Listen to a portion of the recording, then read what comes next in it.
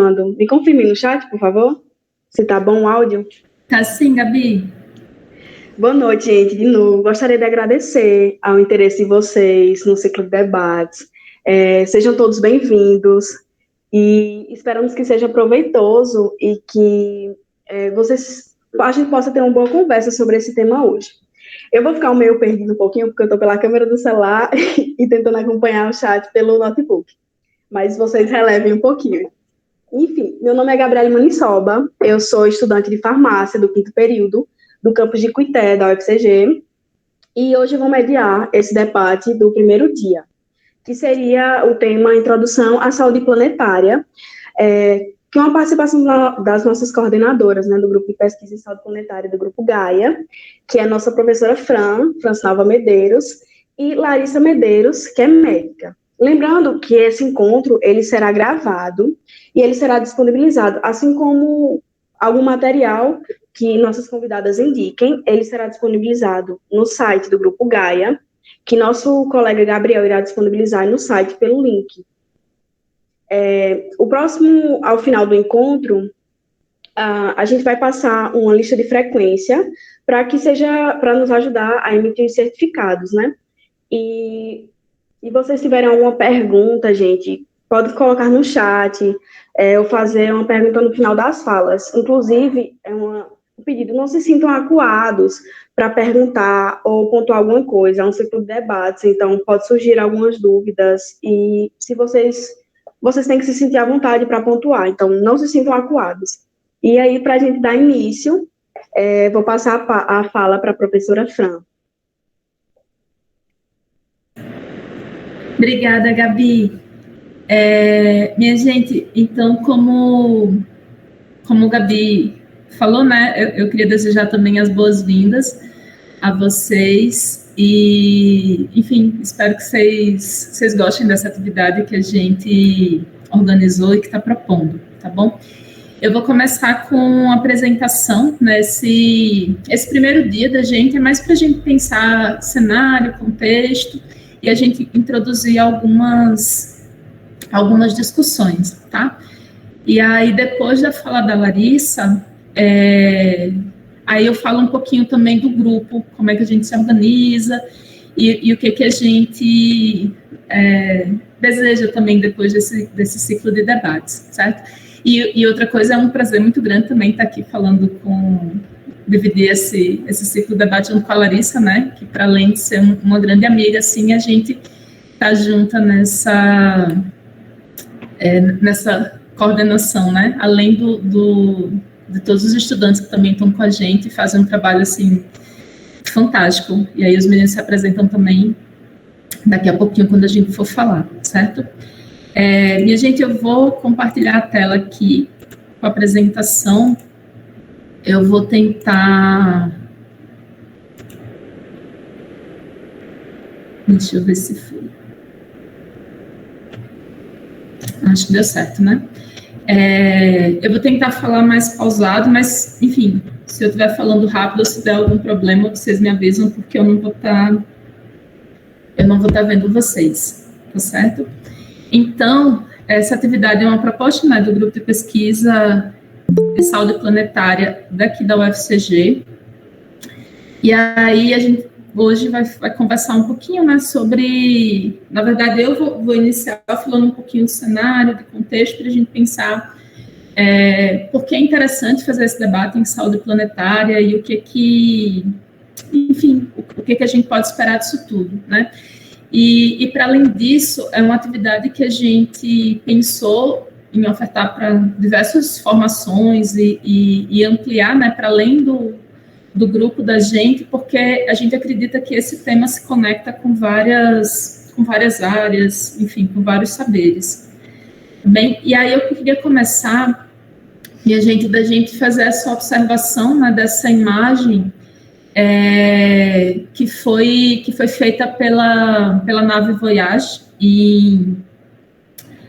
se eu não me engano, em 1990, e aí se vê esse facho de luz que tem esse pontinho azul que foi chamado de ponto pálido azul, né, que é o nosso planeta. Essa foto foi feita nas bordas nosso sistema solar, né? E aí a gente vê esse planeta. E aí, quando a gente fala dessas questões climáticas e tudo mais, se fala muito que a gente precisa proteger o planeta, salvar o planeta, mas, na verdade, o que a gente precisa pensar é no clima, né? Que é graças a esse clima que a gente tem hoje, né? O clima que a gente teve, que a gente observa hoje, foi o clima que possibilitou, né, que a vida se desenvolvesse, possibilitou que a gente se desenvolvesse enquanto espécie, enquanto civilização, né? Então, tudo isso é possível graças a esse clima. E esse clima, ele é uma construção de pelo menos 4,5 bilhões de anos, né?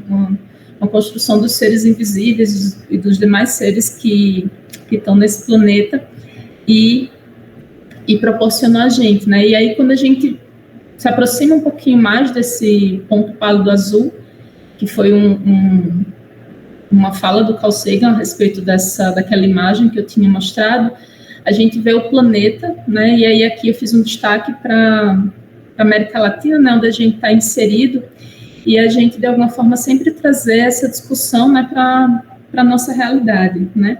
E aí pensar que essa questão do clima, né, a gente tem esse nicho climático, que a gente precisa pensar sobre ele, o que é que está... Enfim, como é que ele influencia no nosso cotidiano e como é que ele influencia na nossa saúde.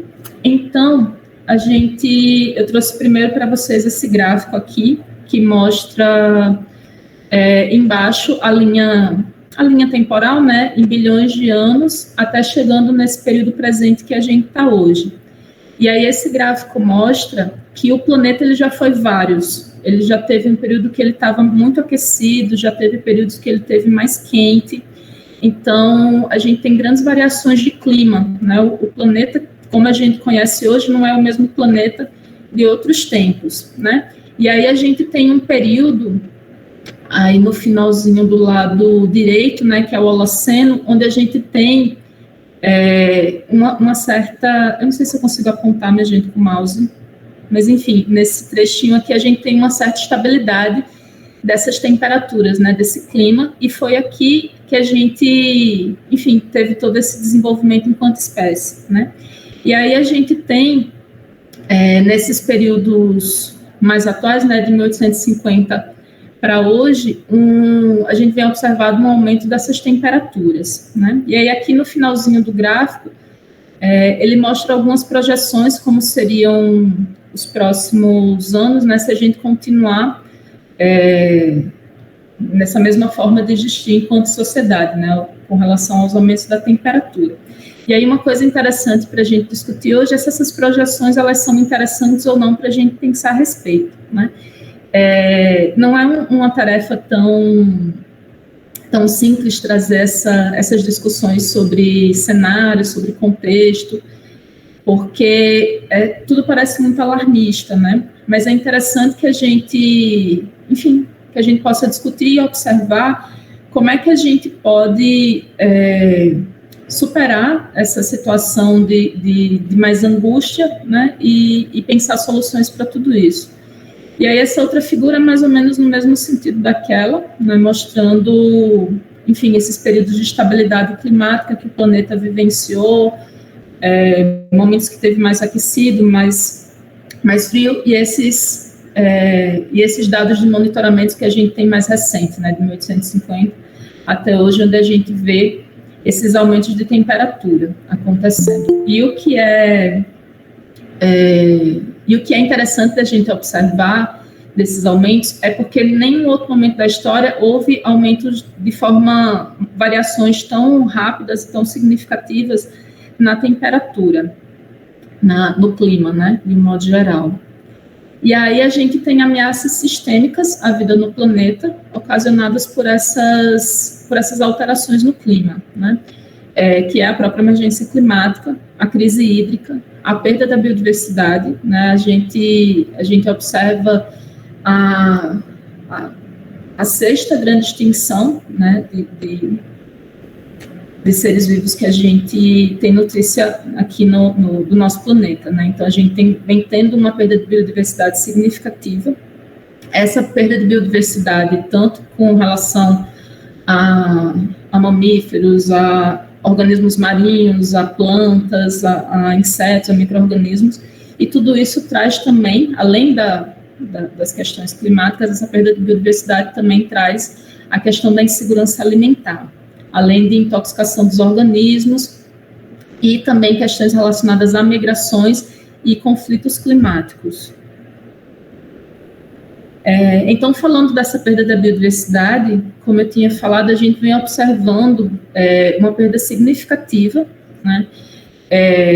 Com essas mudanças climáticas, a gente tem, enfim, relembrando só daqui a pouco eu vou falar um pouco mais disso, né? Mas relembrando, a gente tem como o efeito estufa como um evento natural, né, de proteção da nossa temperatura, né, dessa construção desse nicho climático que a gente encontra.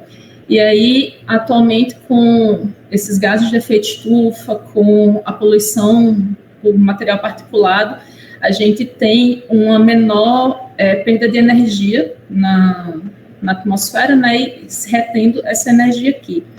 Uma parte considerável dessa energia, cerca de um pouco mais de 90%, ela está sendo absorvida pelos oceanos. Então, a gente tem esse aumento da acidez dos oceanos, a gente tem uma parte dessa energia sendo absorvida pelos glaciares também, aí a gente vai ter aumento do nível do mar, e isso vai causando impactos significativos nos corais, nos organismos marinhos e em outros organismos vivos que ali estão também. Para além disso, a gente tem uma perda considerável de plantas também, né, com os desmatamentos, além de insetos, e a gente vai ter perda de insetos, não, enfim, os insetos que às vezes a gente acha que não são interessantes para a gente, mas insetos como polinizadores, abelhas, borboletas, e aí tudo isso trazendo um impacto sistêmico, né, ou seja, um impacto que está conectado com a nossa forma de existir, né, enquanto seres humanos, e, enfim, eu estou focando na gente enquanto espécie, mas, enfim, também as espécies não humanas também, né. E além disso, além dessa perda por conta de questões climáticas, a gente tem perda e impactos consideráveis por uso de substâncias tóxicas, né, como no caso dos pesticidas, dos agrotóxicos. E aí, esse mapa, eu coloquei aqui referência para vocês embaixo, ele é um mapa muito legal, interativo, que a gente consegue ver o aumento do uso de pesticidas ao longo dos anos. Então, em 1990, a gente tinha cerca de 0,88 kg por hectare sendo utilizado pesticidas aqui no Brasil, e aqui esse cenário em 2017, onde a gente tem um aumento, isso em 2017, para além do que a gente viu de aumento de aprovação de agrotóxicos que a gente teve nesses últimos 3 anos, 2, 3 anos mais ou menos. Então, nesse período curto de tempo, a gente foi para 5,95 kg per capita de uso de agrotóxico. E aí, nesse impacto nos insetos, na terra, nas plantas, tá? E aí, falando especificamente sobre essa questão das temperaturas, né, trazendo esse cenário das temperaturas, então, a gente tem esse monitoramento, né, da emissão de gases de efeito estufa, né, como eu tinha falado para vocês, que é enfim, que tem gerado essas emergências climáticas, né, que são interconectadas com outros setores da nossa sociedade. Então, a gente tem uma parcela considerável dessas emissões desde 1751. Os níveis de CO2 na atmosfera são os mais altos dos últimos 3,6 milhões de anos. A gente tem, além disso, material particulado também e outros gases, além do CO2, também como o metano, também que causam impacto com relação ao efeito estufa. E aí, nos últimos 23 milhões de anos, a gente teve uma variação de 230 a 350 partes por milhão de CO2 na atmosfera. E, atualmente, esse valor está em 413 partes por milhão. E aí, quando a gente vê essas conferências, né, sobre o clima, se fala em redução da emissão de gases de efeito estufa, né, e atualmente a meta é reduzir em 60 ppm, né, em partes por milhão, essa meta. E aí, uma coisa que é interessante, né, a gente observar quem são os maiores emissores, né, desses gases de efeito estufa e como é que isso se distribui, né, como nessas conferências ou nesses relatórios que são emitidos, né, como é que, enfim, os países se organizam meio que nessa conta da questão da emissão de gases de efeito estufa, né, e aí aqui tem um gráfico que mostra China, Estados Unidos, União Europeia e Índia como os principais emissores de CO2 por ano, de megatoneladas de CO2 por ano. E aqui uma foto de uma cidade grande, né, mostrando a poluição por partículas, né. Eu não sei se vocês já tiveram a oportunidade de observar isso, né, quando, enfim, com poucas chuvas ou quando está muito seco, você vê essa faixa mais densa, né, do material particulado, né, e aí a gente pensar o impacto e o que é que gera tudo isso, né. Essas questões todas climáticas, né, essas mudanças todas que a gente fala, como, por exemplo, seca extrema, inundações, furacões, terremotos, tudo isso a gente, enquanto, enfim, seres humanos, a gente está habituado a presenciar, né? A gente não está habituado que essa frequência seja tão reduzida, né? Que isso comece a ser tão frequente, né? E como é que a gente consegue se organizar nesse sentido? Para além disso, essa poluição, ela impacta na nossa saúde de uma forma muito direta, está intimamente relacionada com a questão do crescimento econômico, né? E aí daqui a pouquinho a gente vai falar um pouquinho sobre capitalismo e todas essas relações. Mas tem alguns dados que eles são bem alarmantes. Por exemplo, a China e a Índia, que são países emergentes, né, que têm alto crescimento do PIB, eles apresentam altos índices de poluição. Então, a Índia, por exemplo, além de estar passando, enfim, uma crise hídrica aguda sem precedentes no país, só tem uma poluição, só eu olhar o dado aqui para eu não errar. Eles têm na atmosfera partículas inaláveis em 600 a 1.300 microgramas por metro cúbico. E esses níveis, nas escalas de monitoramento convencional, eles são cerca de até 50 microgramas por milímetro cúbico. Então, esses valores de poluição de material particulado na atmosfera, que se tem hoje na Índia, ele sequer estava previsto nessas escalas convencionais. A China, no mesmo sentido, a OMS, inclusive, coloca que vai chegar um momento que a China vai ter que escolher entre crescimento econômico e ar puro, né? E aí as consequências, enfim, para a saúde, para o desenvolvimento das crianças, por conta de todo esse agravo causado pelo sistema econômico que a gente está inserido, né? Além disso, do gás de efeito estufa, do metano, do material particulado, a gente tem também as queimadas, né, e o desmatamento contribuindo para essas mudanças climáticas, né? O Brasil, ele aumentou, né, enquanto houve uma redução em 2020 de emissão de gás de efeito estufa em 6,7% no mundo, o Brasil aumentou em 9,5% por conta das queimadas, do desmatamento que a gente vem observando, não só da Amazônia, mas de outros biomas da gente também.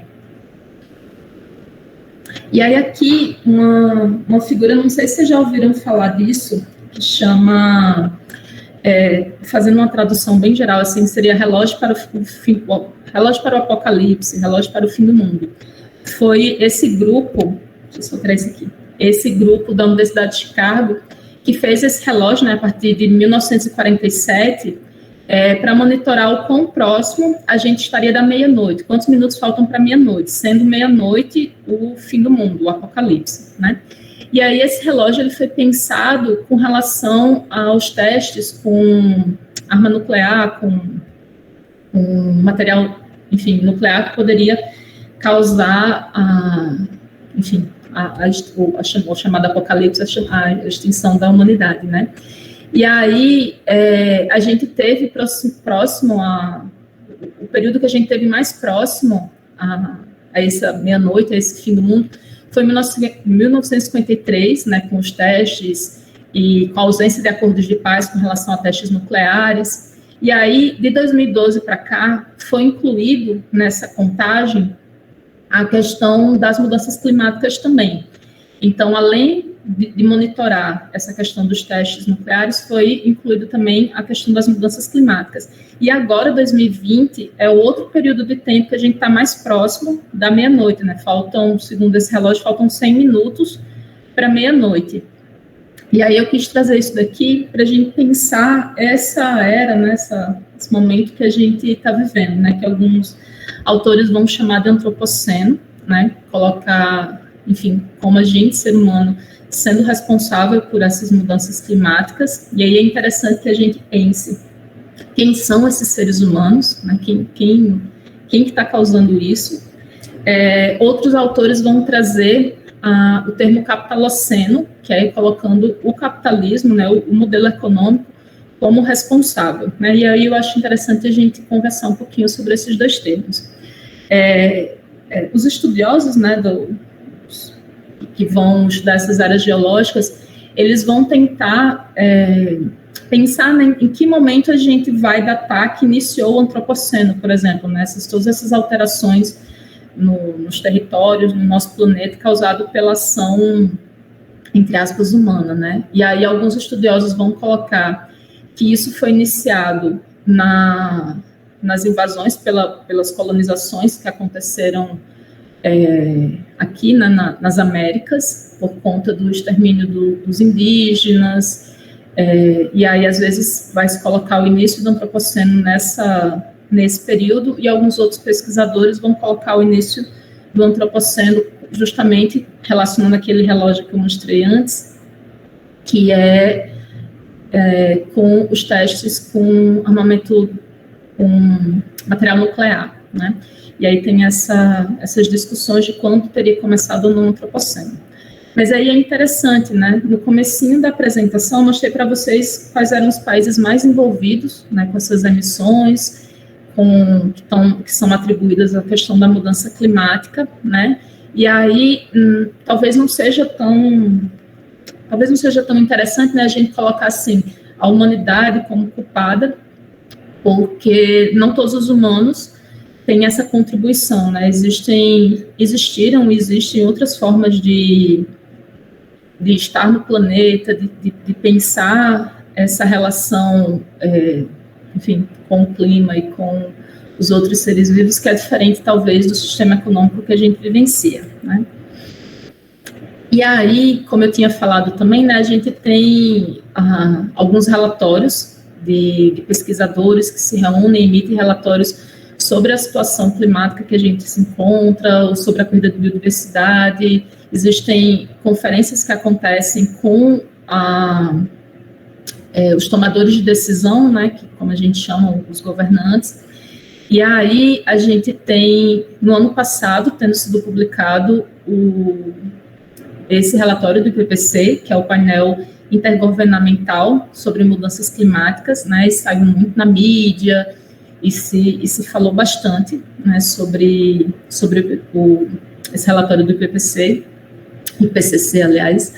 E aí ele trazia, né, que o aquecimento climático ele é inequívoco, a influência humana ela é clara, e que limitar, aliás, a crise climática depende da diminuição das emissões de gases de efeito estufa.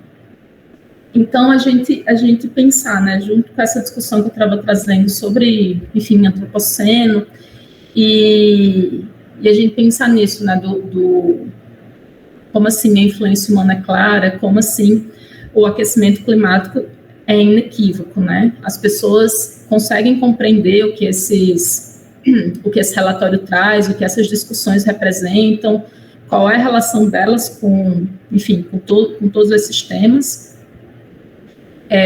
A gente tem, né, nesse sistema que a gente está inserido no capitalismo, né, esse crescimento, esse consumo, enfim, desenfreado, e que não respeita os limites planetários, né? Então a gente tem essa data, que é a data limite do planeta, né? Que ela vem aumentando, né? Quanto mais esse valor aumenta, maior tem sido o excesso de consumo que a gente está tendo dos recursos naturais, né? E aí, de novo, quais são os países que, enfim, que tem esse consumo, que tem essa forma de existir, que causam esses maiores danos, né? E, de novo, a gente tem o norte global como sendo os principais responsáveis por alguns dos impactos, né? E aí não, enfim, como eu estava falando, não necessariamente as pessoas, né? E aí vão ter estudos muito específicos que comparam consumos individuais da população com o impacto que as indústrias nesses locais promovem, né? Então, a crise climática ela é usada como razão, às vezes, para fechar fronteiras, de colocar que, enfim, há esse consumo, então a gente precisa proteger, né? A gente traz essa ideia do nacionalismo ecológico, né? Que a gente precisa proteger nossas fronteiras e não deixar que as outras pessoas venham, porque os migrantes que estão fugindo dessa crise climática, desses eventos climáticos, eles não teriam responsabilidade sobre o que é daquele local, né? Tanto que teve, eu não sei se vocês viram, se eu não me engano foi o ano passado, ou se foi o ano retrasado, agora não estou lembrando, que teve um estadunidense que realizou uma chacina, e o que ele alegava era justamente isso, né? Ele veio a assassinar migrantes latinos, e ele alegava que o estilo de vida americano era, enfim, consumia muito e precisava de muitas coisas, e para manter aquele padrão, precisava que o outro, né, as outras pessoas, elas fossem eliminadas, né? E aí, nesse sentido desse ecofascismo, desse nacionalismo ambiental, que coloca o outro como sem valor, né? E aí, agora na pandemia, também surgiu essa ideia de que nós somos o vírus, né? Como assim somos o vírus, né? Enfim, as populações tradicionais, as populações ribeirinhas, os povos indígenas, qual é o impacto que eles causam, né? E, na verdade, a população em geral, se a gente pensar, né? Então, às vezes a gente coloca na conta individual o que, na verdade, está sendo causado pelas indústrias, pelo modelo econômico, por essa ideia de crescimento, né? E também tem a questão do aumento da população também colocado como ecofascismo, né? Para colocar, enfim, os países pobres como sendo responsáveis, né? Porque teriam uma população maior. E em muitos estudos é o que a gente vê justamente o contrário. Primeiro a gente tem esse primeiro gráfico aqui que mostra a taxa de fertilidade global, né? As mulheres estão tendo menos filhos, e aí aqui no finalzinho tem uma projeção que esse número de filhos diminuiria também, e aí aqui tem um outro gráfico que mostra um comparativo, né, da população, como a população de certos países deve mudar de 2017 a 2020 com relação ao seu aumento, né?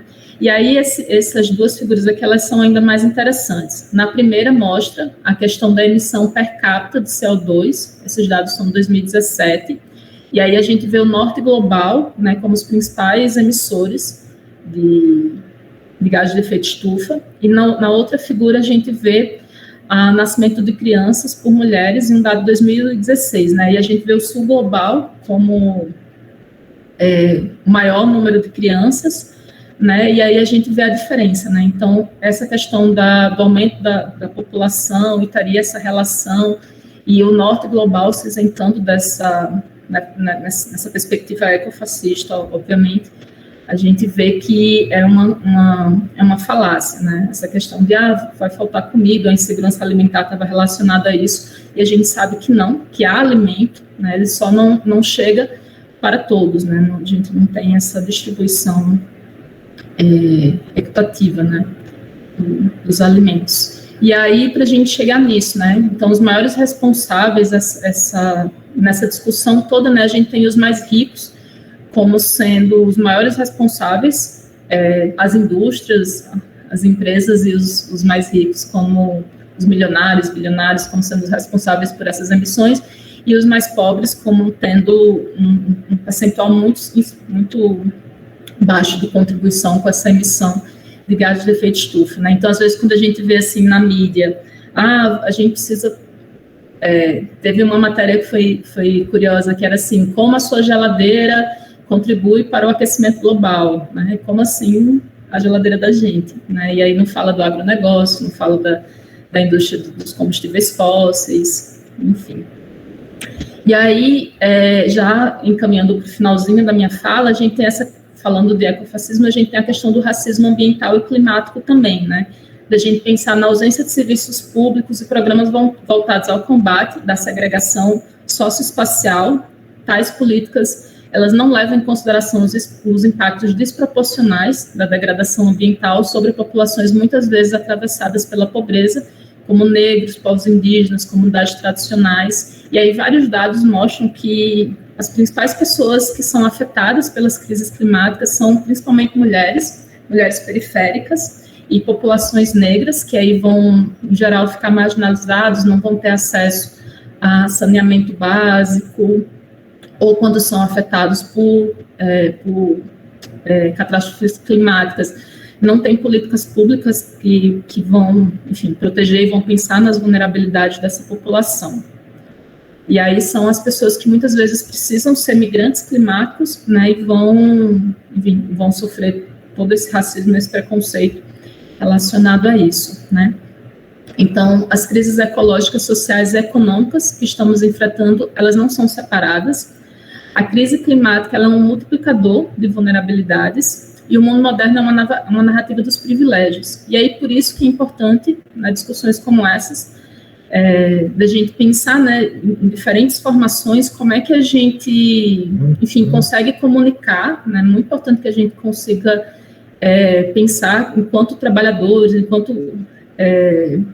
da educação, estudantes, como é que a gente consegue comunicar essas discussões para a população, como é que a gente consegue pensar políticas públicas e como é que a gente consegue pensar a mitigação dessa situação, né? E aí, contra a gente tem o negacionismo climático, né? Essa discussão toda ela não é nova, né? Desde a década de 50 a gente tem cientistas apontando para essa preocupação. Na década de 70 houve muita produção nesse sentido, e aí quando foi década de 80, início dos anos 90, começou-se toda uma campanha de desinformação, né? Colocando que essas questões ambientais e climáticas elas estavam como teoria, não como fato, e eram coisas ainda que precisavam ser comprovadas, e aí colocando toda essa questão do negacionismo climático, né? Tanto que os governos estadunidenses e aqui, né, são pessoas fortemente negacionistas climáticas, né, muito nesse sentido de desinformar a população ou de trazer de afastar a discussão, né?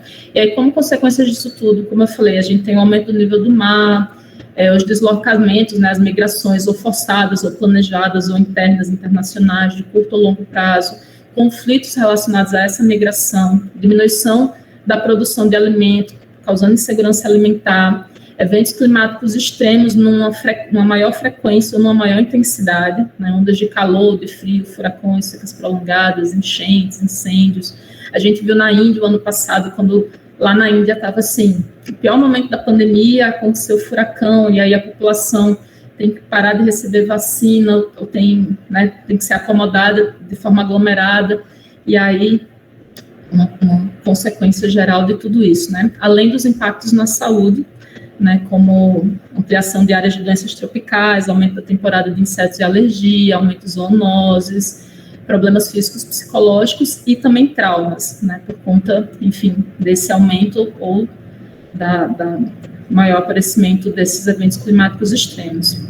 E aí, como é que a gente vai pensar a solução para tudo isso, né? E aí, enfim, a gente deve primeiro pensar conjuntamente, né? E a sustentabilidade ainda coloca a economia no centro, então a gente precisa pensar que o capitalismo, às vezes, pode lançar mão de uma forma de consumo diferente, mas para ainda continuar ali, né, surfando em tudo isso que está acontecendo, né, então, às vezes, essa sustentabilidade ele ainda é muito voltado para o modelo econômico, né? Então, a gente precisa pensar na regeneração, que coloca a vida no centro do pensamento, né? Pensar em questões de adaptação e mitigação, porque a gente conhece esse clima, esse planeta, com enchente, com furacão, com secas, mas a gente não conhece esse planeta, né? Sem mangues, com essa perda da biodiversidade, com o aumento do nível do mar, com o aumento da acidez. Então, a gente precisa pensar formas da gente solucionar esses problemas que, de alguma forma, a gente já conhece e que estão aumentando a frequência e a intensidade, e para esses outros que talvez estejam aí, né? Então, a gente tem da gente pensar, né, como, ao invés de pensar a globalização, né, a gente pensar a localização, pensar de forma mais regional, né, saindo desse paradigma mecanicista, militarista, e pensar no modelo agroecológico, regenerativo, e que se baseia na biodiversidade. Eu acho que eu voltei, desculpa.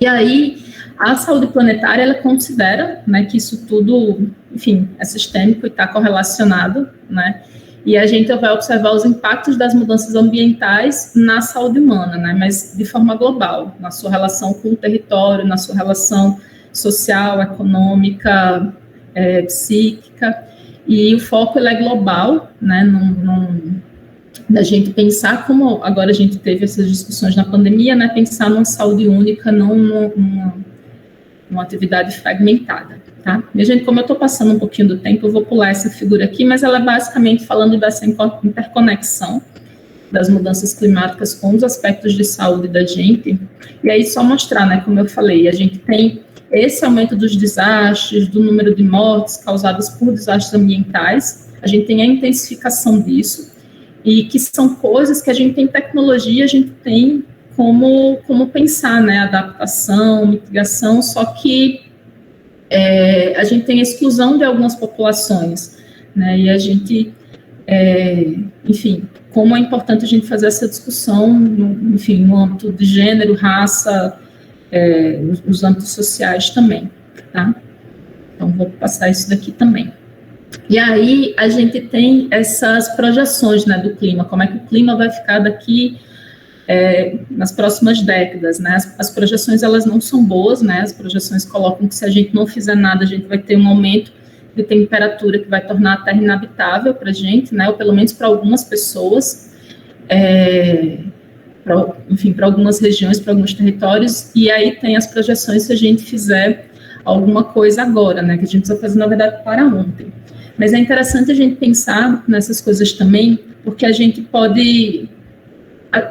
toda essa discussão, todos esses temas podem gerar angústia, né, gerar ansiedade, mas é interessante que a gente pense que, enfim, a gente talvez não veja de forma imediata todas essas coisas, essas projeções acontecendo, mas que a gente precisa trabalhar numa perspectiva de futuro, né, para as outras gerações, da gente tentar mover um pouco essa insegurança, essa ansiedade da gente, num sentido da gente avançar, né, tanto nas discussões quanto nas ações a respeito.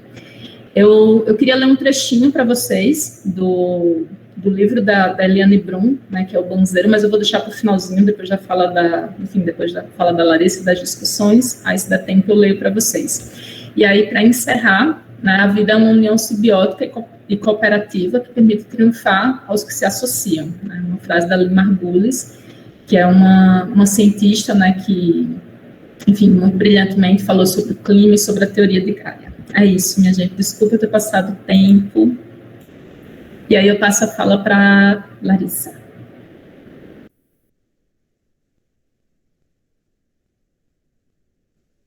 Boa noite, gente, só um minutinho.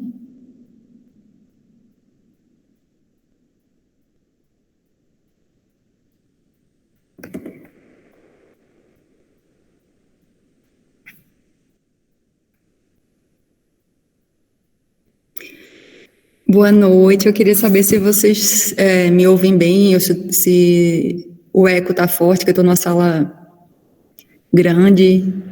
Não, tá bom, amigo, o áudio. Então, vou colocar aqui para compartilhar.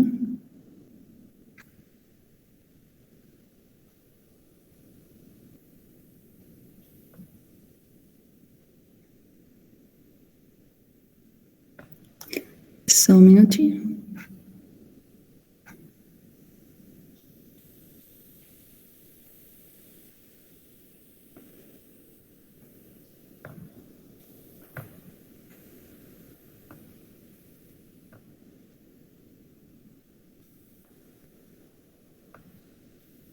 Vocês estão vendo a apresentação?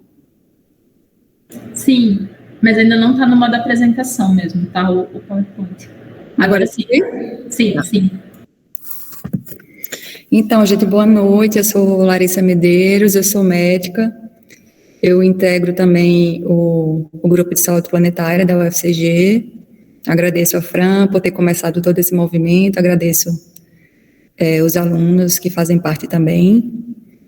E nessa perspectiva da saúde planetária, eu quis trazer para vocês essa visão sistêmica da saúde, né? Que a gente fala muito dos impactos ambientais e a gente não conecta com as questões de saúde humana.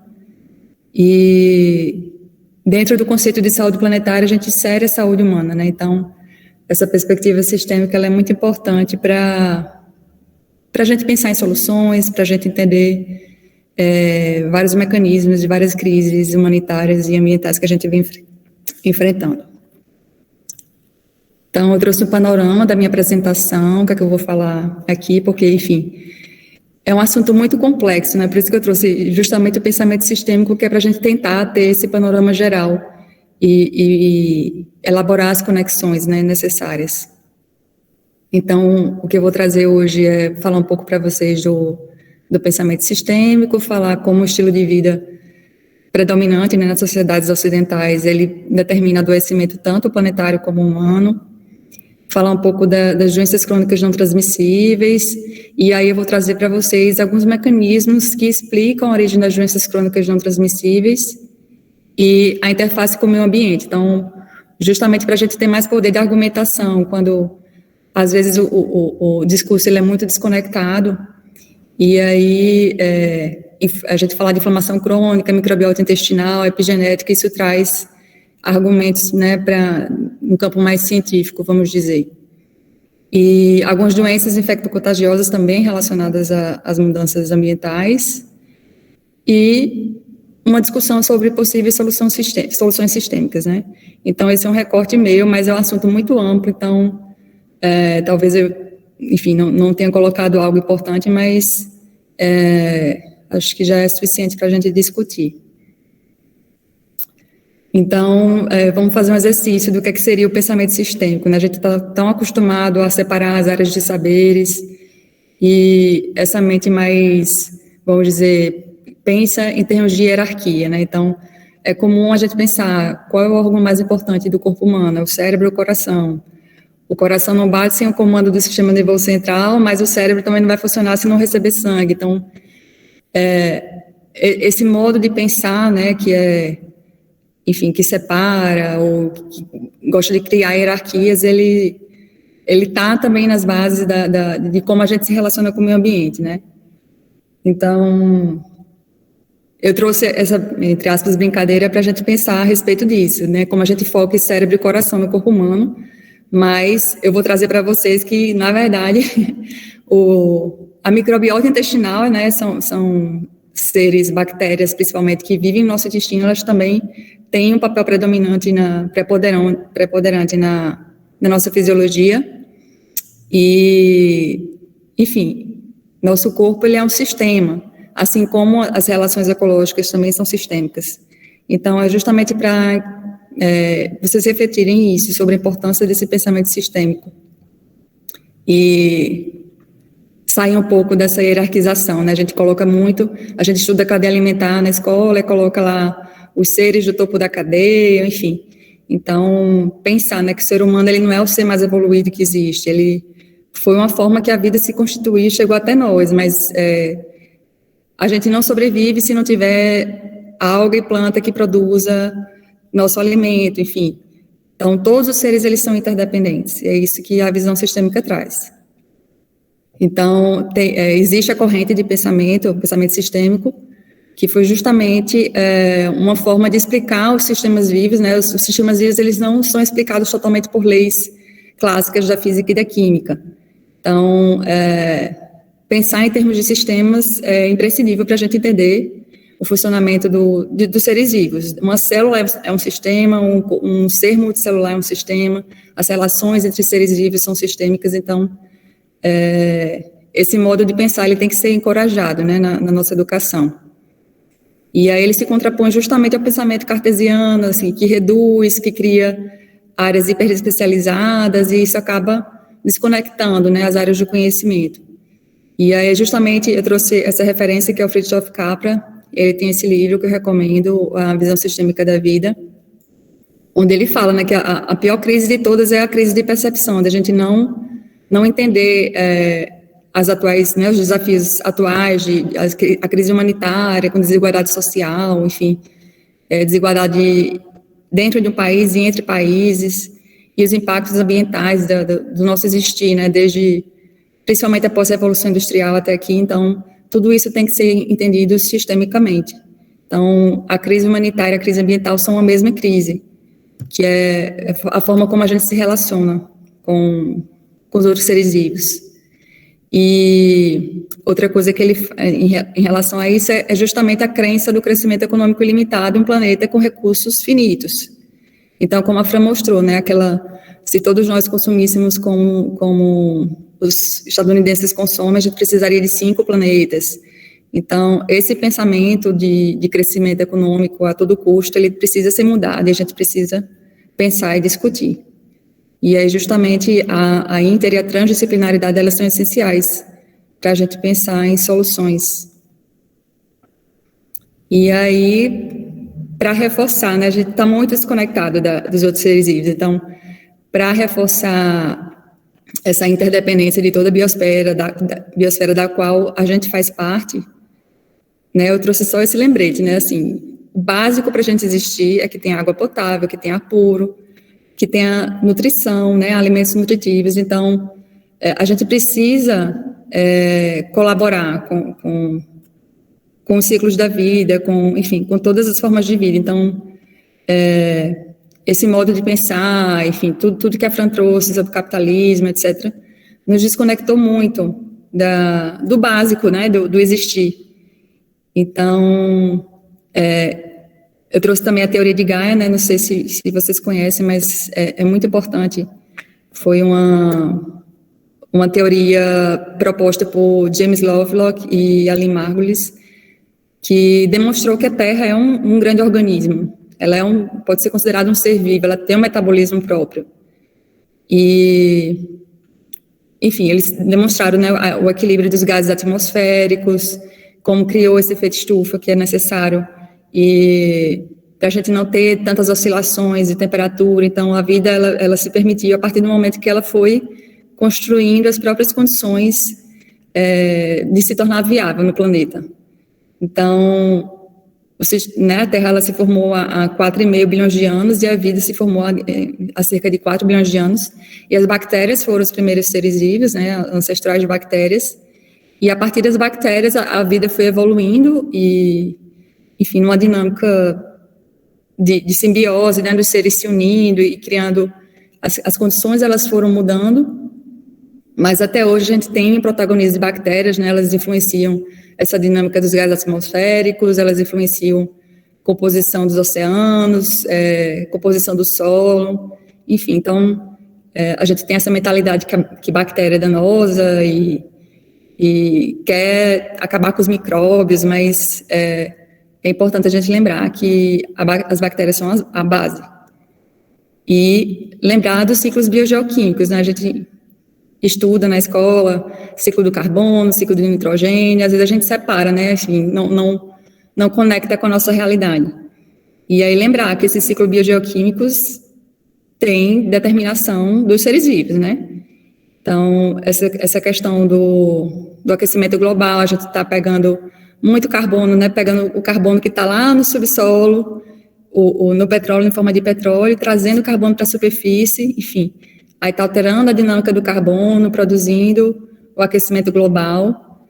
Então, sempre pensar, né, que a gente depende de toda essa teia da vida e a gente tem que entendê-la e colaborar com ela. E aí, esse estilo de vida que provoca a degradação ambiental é o mesmo que provoca uma série de doenças no ser humano. Então, esse estímulo ao consumo excessivo, da mesma forma que ele contribui para o extrativismo excessivo, altera os ciclos biogeoquímicos, está levando, como o Fran trouxe também, a essa emergência climática, e aí tem todo o impacto, né, a emergência climática ela é considerada o maior desafio do século XXI.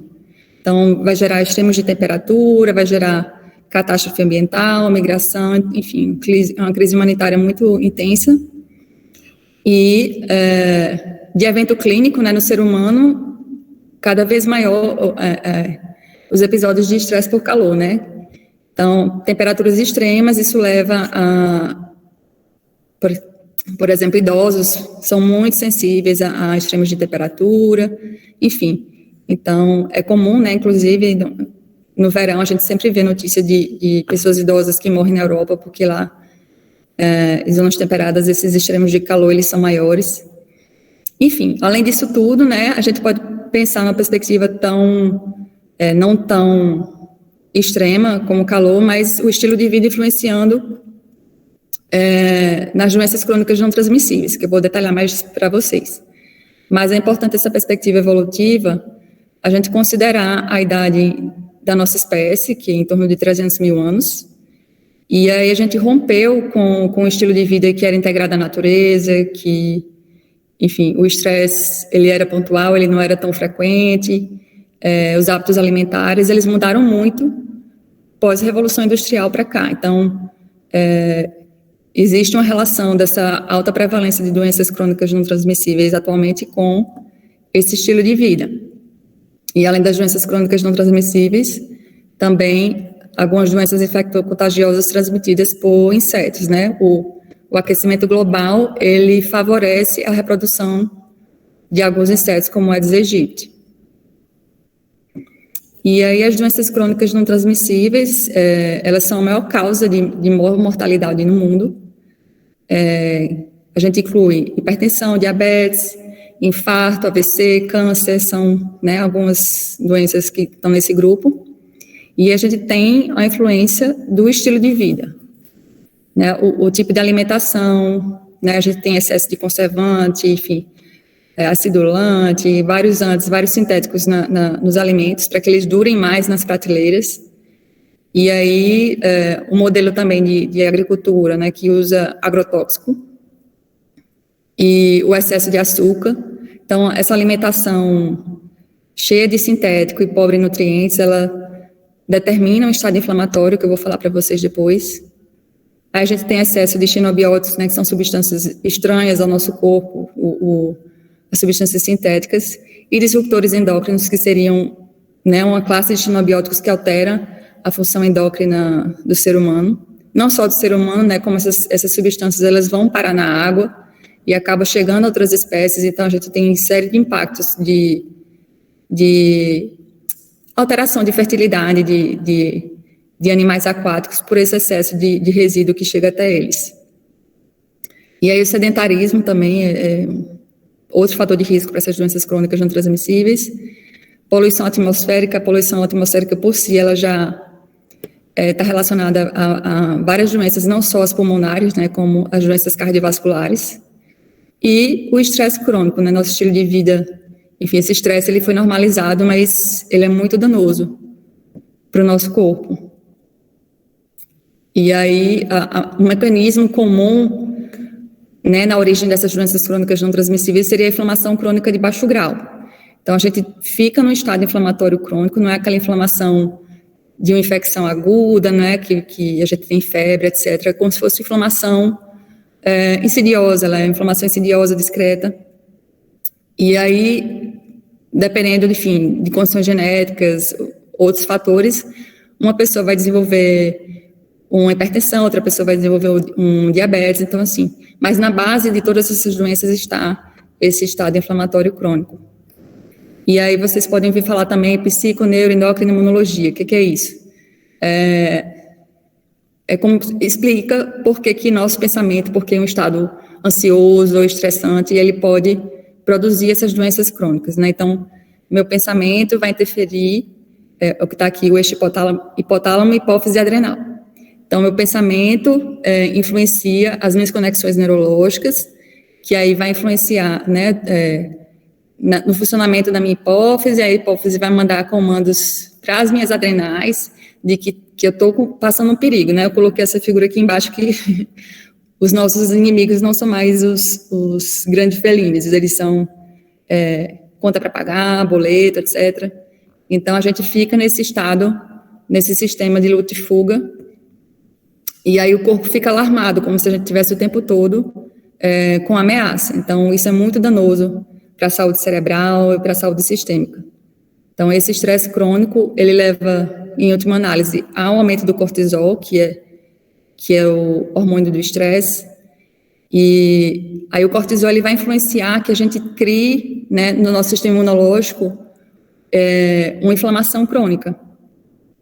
As células vão produzir esses mediadores inflamatórios, citocinas, etc. E aí isso vai se espalhar no corpo todo, vai gerar lesão tecidual, e dependendo do órgão onde está, pode alterar, inclusive, a função, né? Pâncreas, então é muito comum, né? O diabetes tipo 2, problemas de tireoide. Então, todos eles têm essa base comum, que é essa inflamação crônica de baixo grau.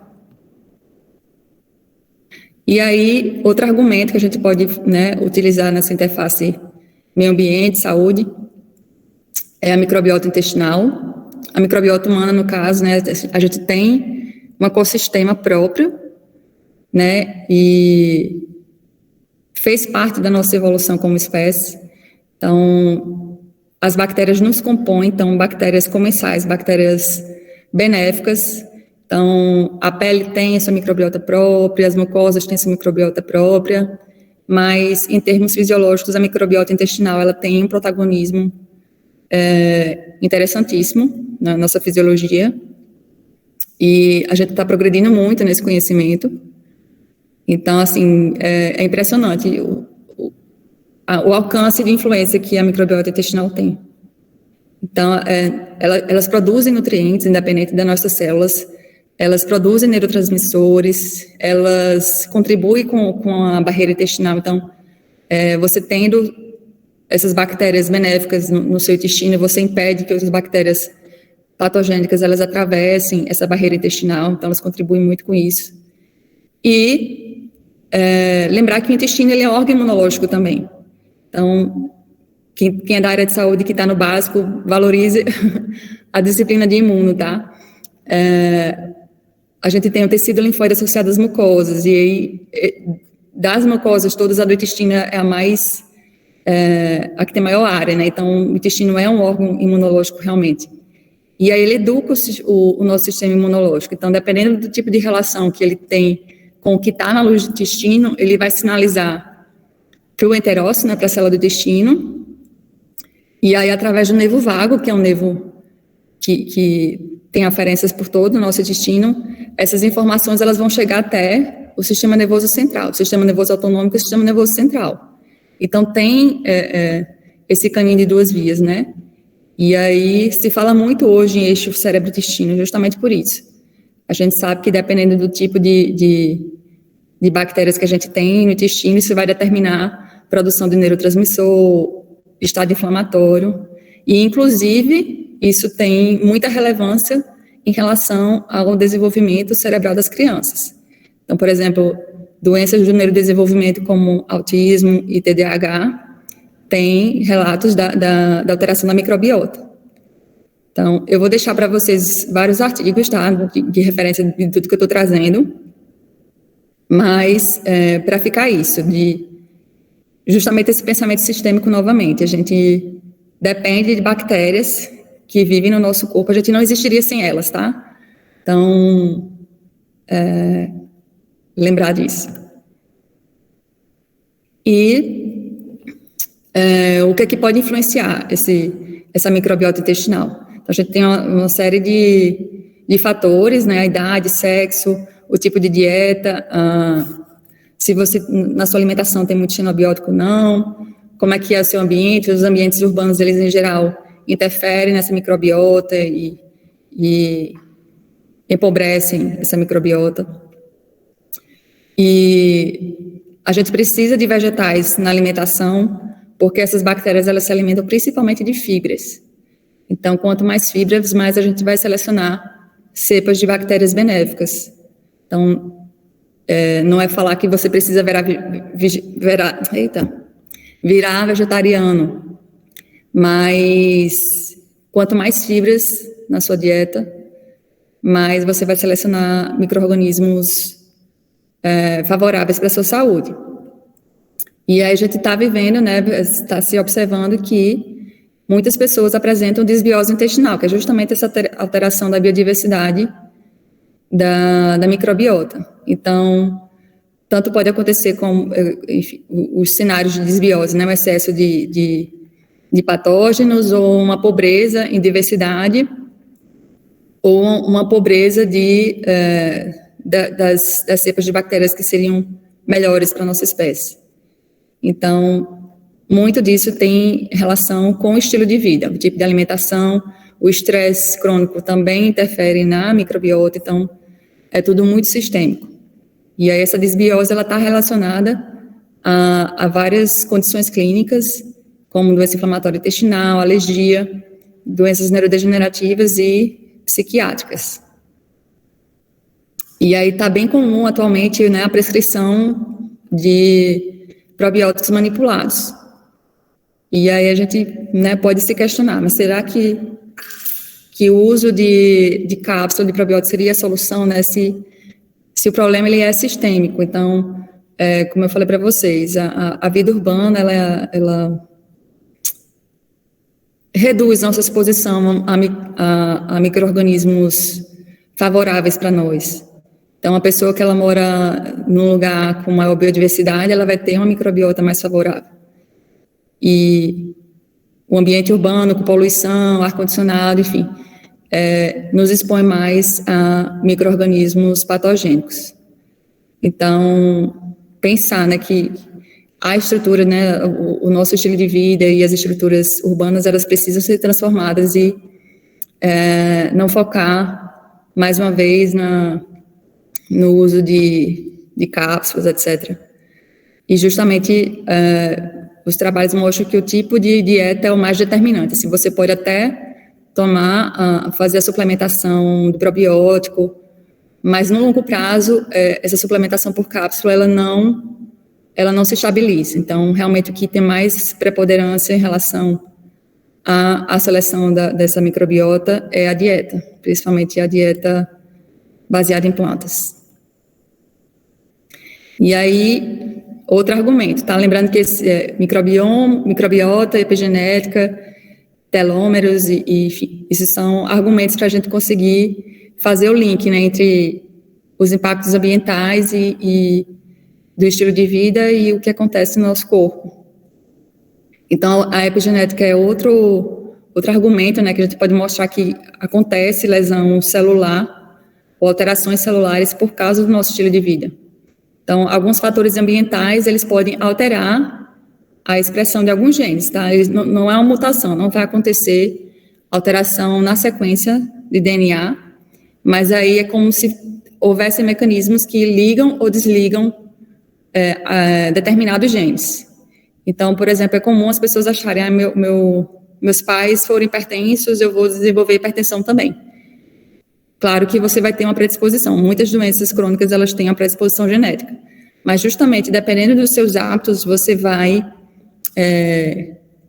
ligar ou desligar esses genes. Então, nossos hábitos influenciam diretamente a nossa expressão genética.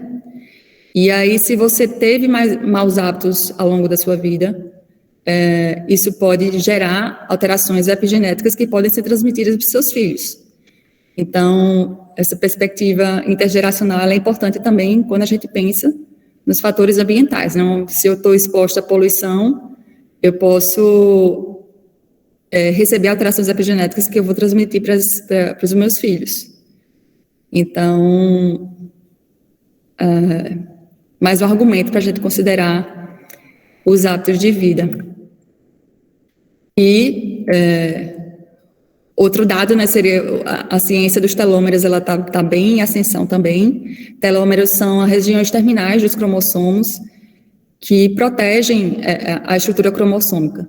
Então, a partir do momento que a célula ela vai recebendo estímulo danoso, esses telômeros eles vão encurtando. E aí a chance de acontecerem falhas na célula aumentam. A grosso modo é isso, tá, gente? É bem mais complexo, mas enfim. Meu intuito é muito mais apresentar vocês para esses temas e que vocês possam se aprofundar depois. Então, recomendo esse livro também, da Elissa Epel e Elizabeth Blackburn, que ela foi Prêmio Nobel de Medicina por ela ter descoberto a telomerase. E aí, mais uma vez, condições ambientais podem alterar a estrutura dos telômeros, no caso, pode encurtar esses telômeros e a célula pode entrar em senescência mais rápido, e, enfim, ela pode funcionar inadequadamente, influenciar as demais células do tecido, mas isso é reversível, tá? A partir do momento que você muda os hábitos, os telômeros podem voltar a crescer. Então, é muito interessante esse livro, eu recomendo. E eu trouxe essa figura, né, que é o panorama geral das influências ambientais no nosso corpo, né, trazendo justamente a imagem da gestante, que que é um momento crítico, né, a gestação, a amamentação, são momentos críticos que vão determinar todo o futuro desse bebê.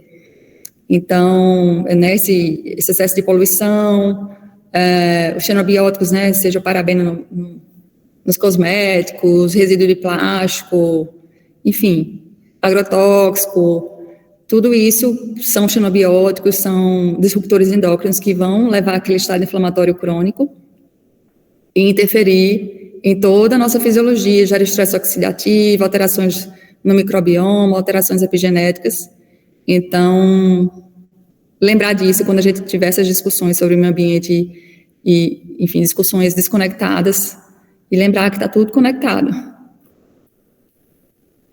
E outra consequência, né, desse nosso modo de estar na Terra atual é o aumento de doenças infecto-contagiosas transmitidas por insetos vetores. Então, os insetos, eles são os animais que mais matam humanos, cerca de 700 mil óbitos por ano. E a gente vem vendo o destaque das arboviroses, né, são vírus transmitidos por artrópodos. Zika, dengue, chikungunya, febre amarela são exemplos.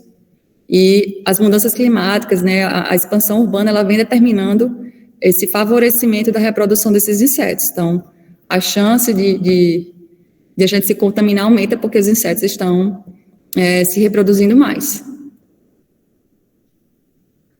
E aí eu trago essa reflexão, né, diante desse cenário, como a Fran trouxe, um pouco desolador, né, bastante desolador, na verdade.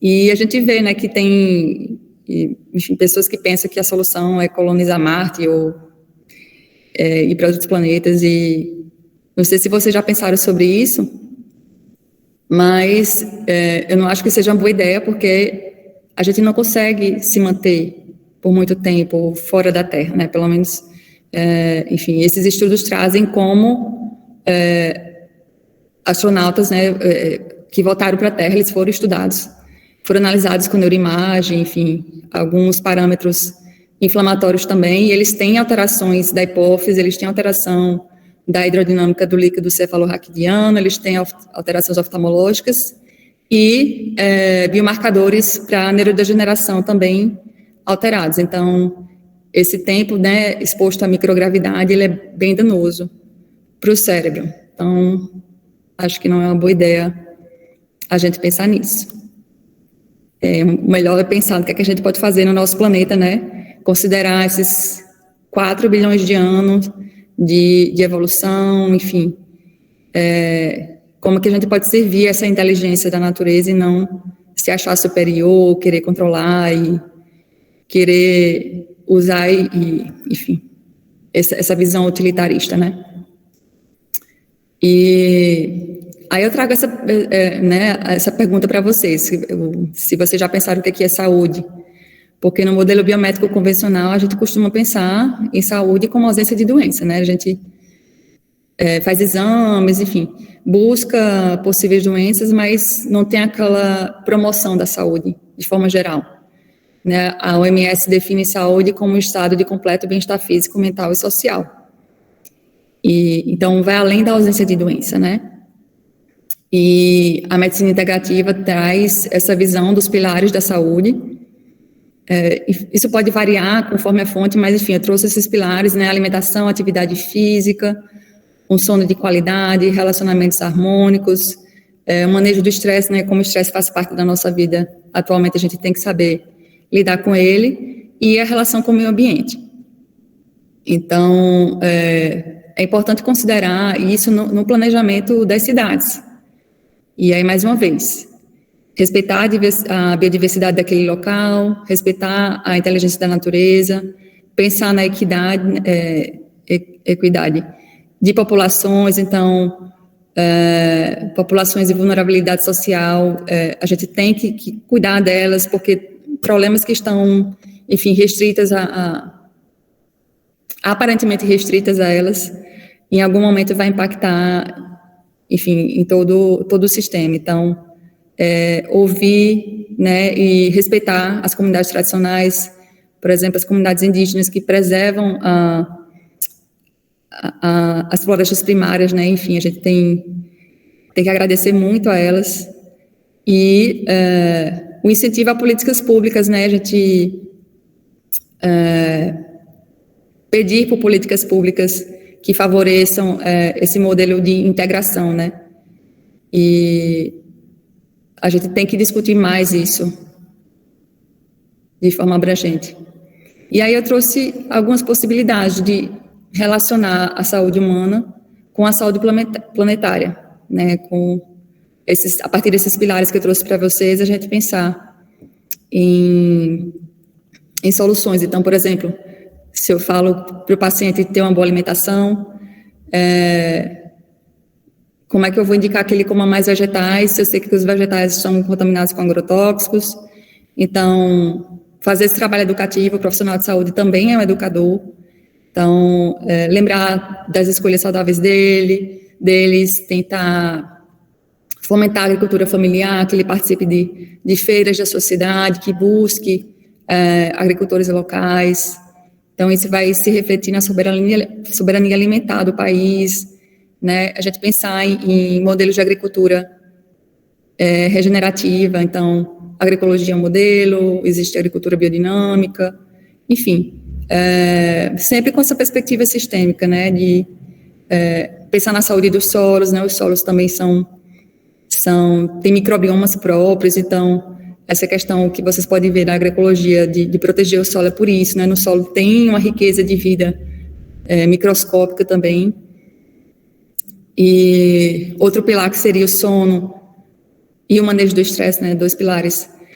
A gente lembrar, né, para os pacientes, ou enfim, para a comunidade, sobre o prejuízo do uso excessivo de telas, né, de celular, etc., e da luz artificial, e encorajar, né, práticas de relaxamento, práticas de respiração, ou, enfim, frequentar parques, frequentar áreas verdes, que aí justamente essa questão de parque, área verde, ela engloba vários pilares, né?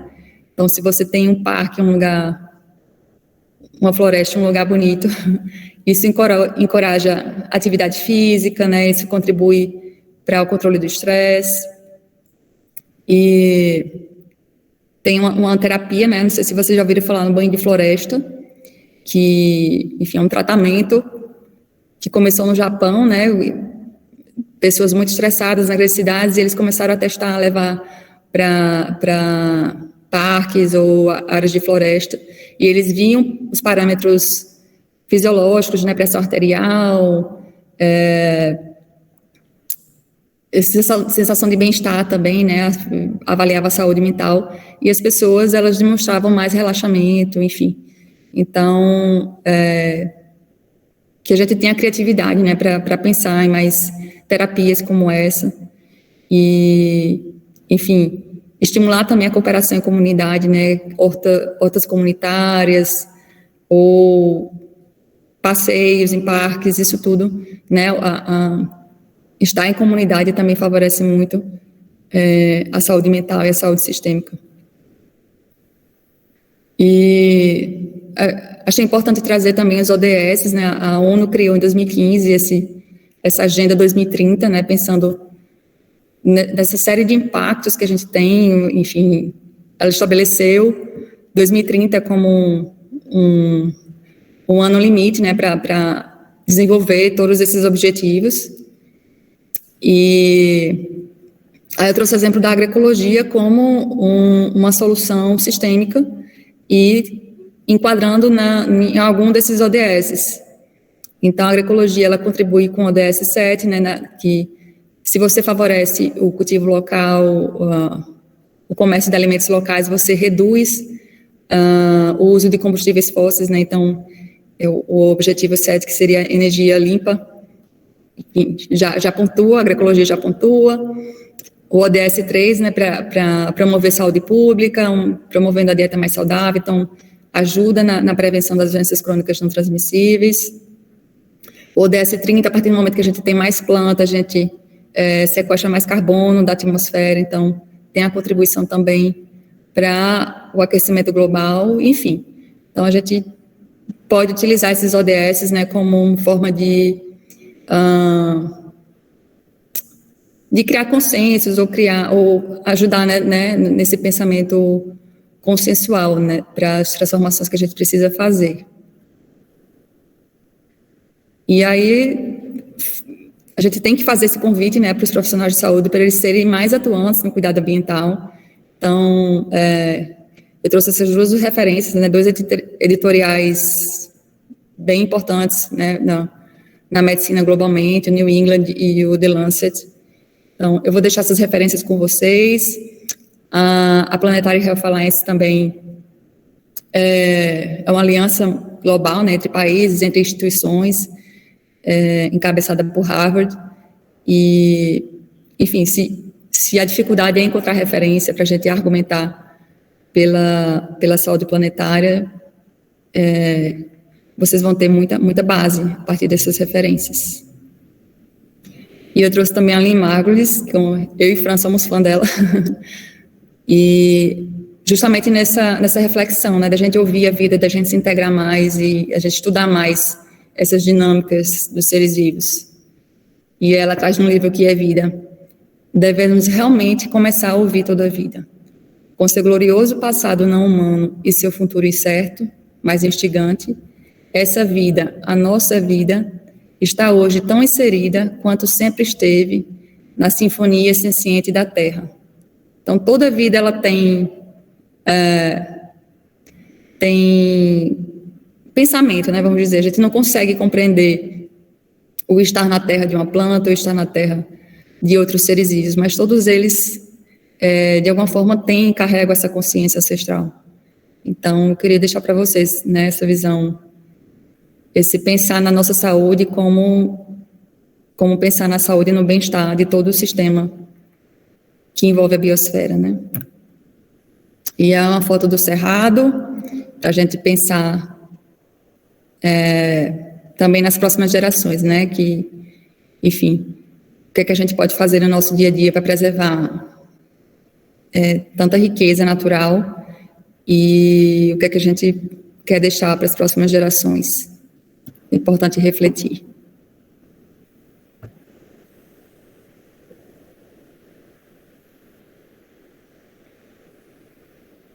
Desculpem, eu falo rápido. Nada, foi ótimo. Minha gente, antes de voltar a palavra para as meninas, para a gente ver pergunta, só como eu falei brevemente, apresentar, né, eu acabei que esqueci de me apresentar também, falar do grupo, né, do grupo de pesquisa em saúde planetária que a gente está junto. A ideia obrigada. A ideia dessa atividade, enfim, é trazer que a gente tem feito nesse ano, né? A gente se organiza enquanto grupo de pesquisa, enquanto grupo de estudo, né? E a partir desse, eu fico no campus de Cuité, sou professora do curso de farmácia, e aí por isso que a gente, enfim, se vincula ao UFCG, mas não necessariamente também. E aí a ideia da gente, quando pensou em expandir para os demais cursos e para os demais estudantes, ao final desse ciclo de debate, a gente fazer uma nova seleção e ter uma diversidade, enfim, de pessoas. E aí, ao longo dessas 2 semanas, a gente vai conversando um pouquinho mais sobre isso. Eu vou contando para vocês como é que a gente pensou em fazer essa seleção, tá?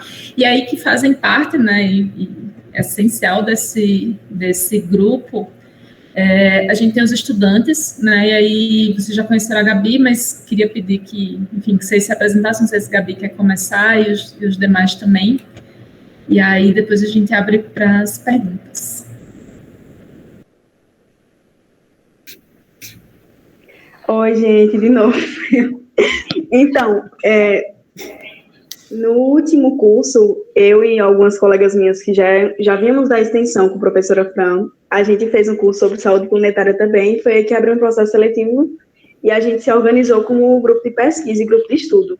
Atualmente, eu trabalho com iniciação científica na área de biodiversidade, microbiota, e a gente está nessa produção ainda, espero colocar muitas e muitas coisas naquele site, e a gente tentar alimentar aquele site. E basicamente é isso. Eu estou na iniciação científica e outra colega da iniciação científica é Geise. Quer falar, Geise? Oi, gente. Bem envergonhada ela aqui. Chega, ela tá vermelha. Meu nome é Geise, sou do 4º período de farmácia da UFCG. Tenho muito assim que falar, não, estou bem nervosa, na verdade. Também estou desenvolvendo iniciação científica, né, voltada na saúde planetária, e faço parte do grupo de pesquisa de saúde planetária e também do Clube Brasileiro de Saúde Planetária. Então, é muito saúde planetária. E aí eu vou passar a bola para o Gabriel. Vamos assim, de bate-bola.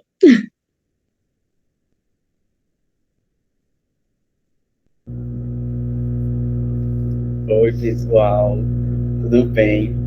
Eu também faço parte do grupo de pesquisa em saúde planetária. Fui extensionista de Fran, no final do período passado e começo desse. Eu e outros 2 colegas que não puderam comparecer, a gente fez o nosso projeto de extensão voltado a uma prática integrativa, que foi a meditação, e a gente trabalhou junto com a comunidade acadêmica do SES, os estudantes, e foi bem interessante nosso contato com a comunidade. A gente sempre trazia a meditação associado a alguma coisa que estava acontecendo no dia a dia, como relação aos sonhos, os sonos, práticas de atividade física, e a gente sempre fazia uma meditação no final. E foi bem interessante abordar esse tema com o pessoal, e a gente teve um retorno bem positivo dos nossos participantes. E agora eu puxo a bola para minha colega Beatriz. Oi, gente, boa noite. Me chamo Beatriz, sou do 6º período de farmácia. Eu iniciei minha jornada com o Fran através de um projeto de extensão, juntamente com a Gabi e com a Flávia. E nosso projeto de extensão era também sobre as práticas integrativas, juntamente com os estudantes do nosso campus, o SES. E atualmente eu estou na iniciação científica e também no grupo de pesquisa, onde a minha iniciação científica é sobre o uso de plantas medicinais durante a pandemia.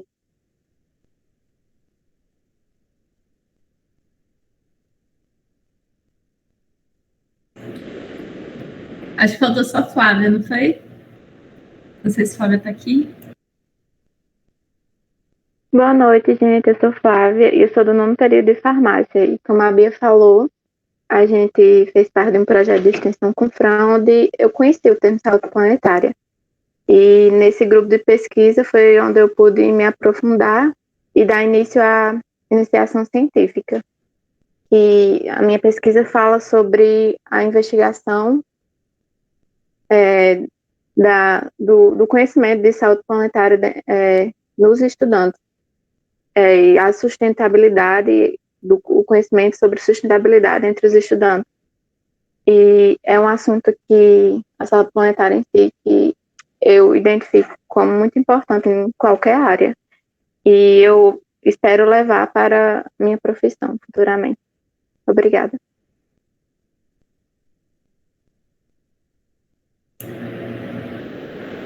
Minha gente, então, abrir para perguntas, se alguém quiser comentar alguma coisa ou perguntar alguma coisa, vocês podem ficar à vontade, ou para colocar no chat, ou para abrir o microfone e falar com a gente também.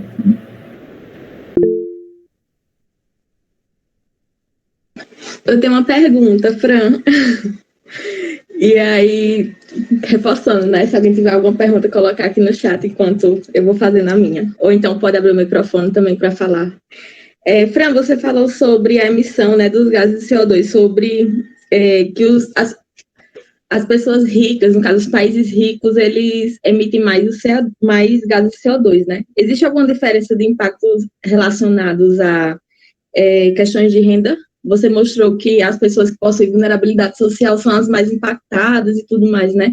Como são esses impactos? Sim, Geise.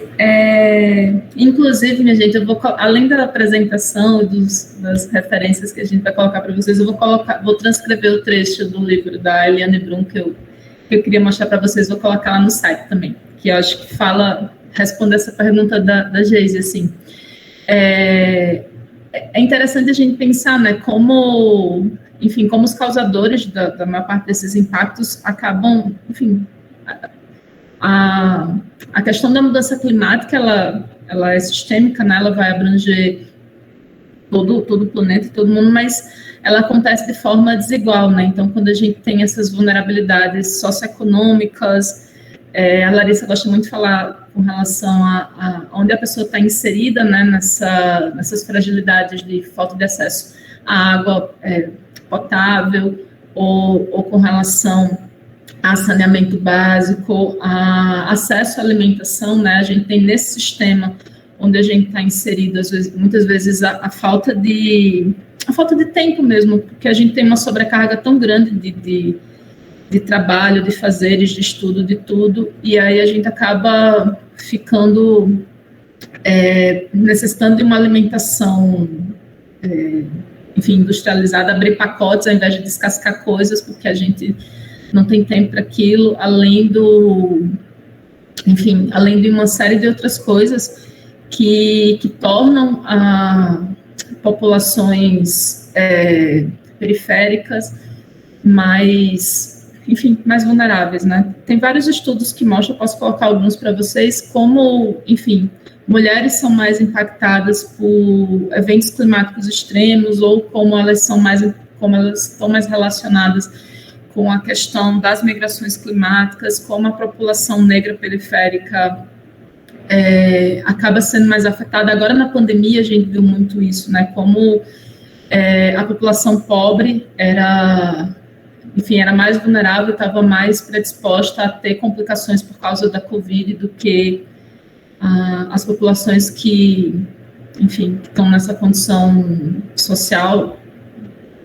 A gente sempre pensa nos ricos e nos super ricos, mas existe algumas outras condições, né? Não sei se eu respondi, não sei se a Larissa quer complementar também.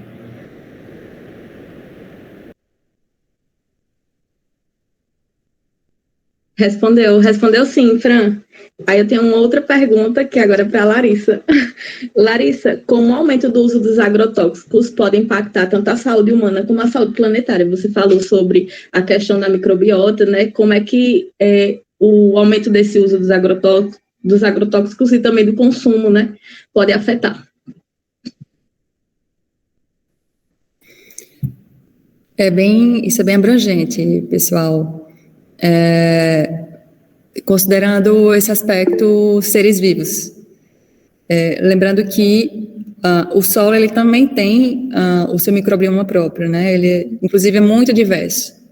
Então, o agrotóxico ele é focado em combater micro-organismos ou combater outras plantas, e vamos lembrar que as estruturas dos seres vivos, elas são compartilhadas, né? A gente tem estrutura básica de membrana plasmática comum, então, possíveis alvos celulares que estariam sendo para outros seres, pragas, eles podem também nos afetar.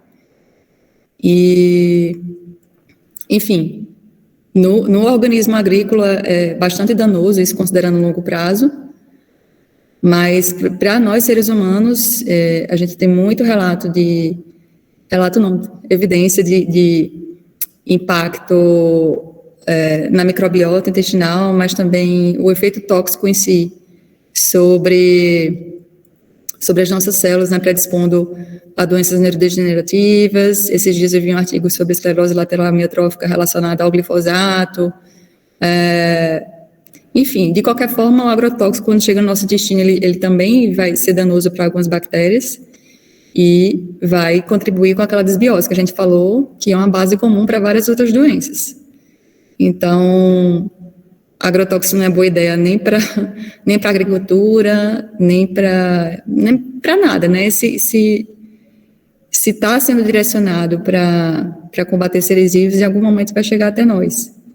Então, lembrar que a gente compartilha muitas estruturas comuns a outros seres vivos e o que é tóxico para um pode ser para nós também. Então, é urgente, assim, combater o uso de agrotóxicos e, como a gente falou, pensar em agricultura regenerativa, em consórcio, né? Então, a gente sabe que quanto mais biodiverso um cultivo, uma plantação, mais resiliente é aquele cultivo. Então, existem soluções, só que são soluções que não são tão rápidas como você, enfim, manter aquela monocultura. Com os agrotóxicos, você vai ter uma produtividade que é uma produtividade, entre aspas, vazia, né? Porque aquela planta ela vai ter menos nutrientes, ela não teve tempo de se construir, enfim. Então, ela vai ser uma planta que vai ter menos minerais, é uma planta que vai ter menos nutrientes. Então, a lógica da monocultura, né? Não existe monocultura sem agrotóxico. Então, pensar em modelos de agricultura que sejam integradores e que favoreçam a biodiversidade é muito mais inteligente. Respondi, Geise, porque assim, esse tema ele é muito abrangente, não tem como a gente ser objetiva. Respondeu sim. E aí surgiu mais duas dúvidas no chat. Perguntaram se o glifosato seria, no caso, agrotóxico. Sim. É o Roundup, se eu não me engano. É um dos agrotóxicos mais utilizados, né? Infelizmente. E aí, outra reflexão que eu trago, assim, em algumas discussões do meio científico, eles falam, mas não tem evidência, a gente não tem estudo clínico humano comprovando que o agrotóxico causa esse dano. Então, e aí a gente vai para a perspectiva do estudo em humanos. Quem é que vai, enfim, aprovar um estudo em humano que use veneno, né? Então, a gente nunca vai ter essa evidência porque não vai existir esse tipo de estudo. Então, a gente tem estudos mais em animais, então, eu posso procurar também para enviar para vocês, como formação de tumores em roedores, enfim. Então, essa questão de, não tem estudo que comprove, às vezes é porque é impossível fazer o estudo. E aí, se a gente ficar mantendo esses métodos, e, enfim, justamente por isso que a gente vai para esse pensamento sistêmico. Então, se faz mal para um ser vivo, provavelmente vai fazer mal para o outro. Então, sempre pensar em termos de biodiversidade, o que é que favorece mais a biodiversidade, tanto no organismo agrícola como em nós próprios. Maravilha, Larissa. E a outra pergunta é da Alcione. Ela pergunta assim, partindo para a questão de perdas e desperdícios de alimentos, também a maior porcentagem de ocorrência desses fatores está dentre os mais ricos e países desenvolvidos. Se teoricamente são a parte da população que tem maior acesso à informação, educação, conhecimento, o que vocês acreditam ser o maior fator que implica esse fator? Acho que é mais para o que Fran abordou, né, Fran? Quer responder? Tá, eu vou tentar. Aquela coisa tu complementa também. Enfim, a gente tem vários mitos, tem várias coisas relacionadas a essa questão, né, da influência do sistema econômico em toda essa discussão que a gente faz sobre as questões ambientais, né, e é importante que a gente derrube todos esses mitos, enfim. E aí a gente tem um ponto, Alcione, na questão desse imaginário capitalista, né, do sistema que a gente está, que traz, né, com relação a alguns obstáculos para a gente superar alguns pontos, né. Um deles por exemplo, a aversão à perda, né, a perda dos privilégios, dos supostos privilégios, a perda dos investimentos econômicos ou com relação ao uso dos combustíveis fósseis, né, são coisas que a gente já sabe que estão causando impacto, mas mesmo assim, mesmo a gente tem tecnologia, né, a gente tem evidência de que, enfim, o monitoramento do uso desses combustíveis fósseis, por exemplo, só aumenta, né? Mesmo a gente tendo outras formas de energia renovável para utilizar. E aí a questão dos alimentos e a questão do acesso à informação, ela cai na mesma coisa, né? Eu acho que uma coisa muito importante da gente pensar, que eu acho que é uma coisa que a gente tenta nessas discussões aqui, é como é que a gente comunica tudo isso, né? Como é que a gente, enfim, conversa sobre esses temas de forma mais profunda e conversa sobre esses temas de forma ampla, assim, né? A gente tem essa falácia de que o aumento da população tem esse impacto no meio ambiente, ou que a gente precisa do agronegócio para poder alimentar a população, de que a agricultura familiar não conseguiria pensar nisso, o que não é verdade. Como você falou, a gente tem um desperdício, né, na produção, e a gente tem um desperdício no consumo também. E qual é o alimento que chega para as populações marginalizadas? Qual é o alimento que chega, enfim, para essas populações que são mais ricas e que estão nessas condições de privilégio?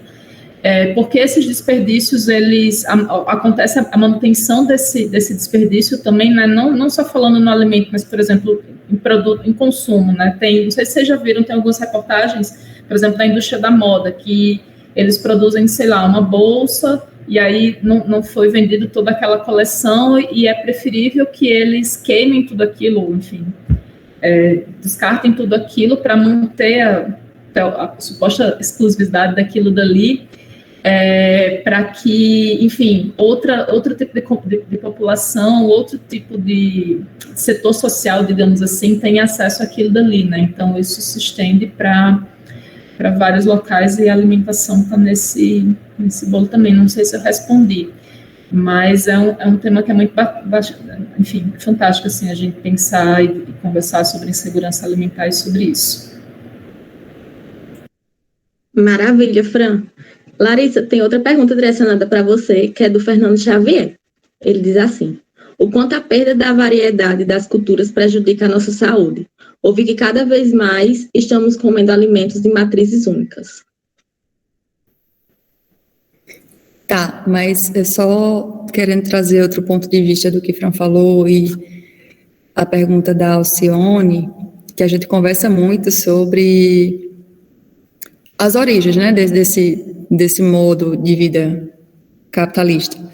E aí, se a gente for analisar, isso vem desde povos indo-europeus que tinham aquele ímpeto conquistador e dominador. Então, desde de neolítico, enfim, esse mesmo pensamento foi o que levou o branco europeu a conquistar outros territórios e essa lógica dominadora e colocar essas populações brancas e europeias, enfim, essas pessoas, elas não têm essa visão sistêmica. E aí acabam se perpetuando esses comportamentos de épocas passadas e, enfim, isso não é questionado. Então, antropocentrismo e essa coisa, até que a Lynn Margulis combateu também, que era do neodarwinismo, né, e tentar demonstrar que a vida é uma guerra, uma luta pela sobrevivência, e a gente sabe que a vida, ela coopera. Então, tem toda um consciente e inconsciente coletivo por trás desses comportamentos. Então, eu também partilho da sua angústia, Alcione, de como é que essas pessoas que têm mais acesso à informação, elas não, enfim, as estruturas não mudam, né? Então, A gente, enfim, tem fé em correntes como a saúde planetária, né, e torce que tenham pessoas nesse campo que se sensibilizem mais e que promovam esse comportamento mais questionador, mais sistêmico. E a pergunta do Fernando, a perda da... Pode repetir? Pode repetir, Geise, por favor. Tá, ele pergunta assim: o quanto a perda da variedade das culturas prejudica a nossa saúde? Ouvi que cada vez mais estamos comendo alimentos de matrizes únicas. Sim, a diversidade nutricional ela é muito importante para a gente também. A gente tem muitas reações químicas no nosso corpo, né? A gente estuda na respiração, enfim, digestão, mas existem muitas cadeias anti-inflamatórias. A nossa célula está o tempo todo combatendo erros do DNA, enfim, todo dia a gente produz estresse oxidativo dentro da célula, enfim. E aí, por exemplo, vamos pegar aqui um nutriente de um vegetal, uma vitamina B12, enfim, uma diversidade de nutrientes, ela vai também favorecer que todas essas reações, elas sejam contempladas com esses fatores, né? Então, se eu tenho uma dieta monótona, eu posso estar deficiente em alguma nutrição. Eu estou, em termos de caloria, recebendo, né, carboidrato, etc., mas eu não tenho essa diversidade nutricional que vai contemplar todas as reações que eu preciso fazer. Eu lembrei da B12, né, que, enfim, a gente está vivendo quase uma epidemia de deficiência de vitamina B12, mesmo as pessoas que ingerem carne. Então, quanto maior a diversidade de alimentos, mais a gente vai ter uma disponibilidade de nutrientes. Então, lembrem que nossa bioquímica, nossa fisiologia, ela é muito complexa. E aí a gente evoluiu com diversidade de frutos, de alimentos, né, que, enfim, esse é um outro argumento importante para combater a lógica da monocultura. Então, quanto mais diversidade de vegetais, principalmente, né, os vegetais são os que contêm maior potencial antioxidante, vitaminas, né, específicas. Então, é essencial. Não sei se eu respondi, Fernando. Enfim, quanto mais biodiversa a nossa refeição, né, quanto mais diversificada, mais a gente vai ter um aporte nutricional de macro e micronutrientes, né, vitaminas, minerais, enfim. Então, realmente é bem prejudicial a lógica da monocultura. Maravilha, Larissa, ele disse que respondeu sim. E aí, a última pergunta é a da Enia Gabriela Brito. Ela diz assim: na perspectiva da saúde sistêmica e, por conseguinte, a bucal, o modo de vida capitaloceno contribui ainda mais para o aparecimento de doença, visto que, por conta da necessidade de comermos mais rápidos e comidas ricas em açúcares, geram ainda mais alterações danosas em nossa microbiota oral, não é? Sim, perfeito. Não só oral, mas intestinal também.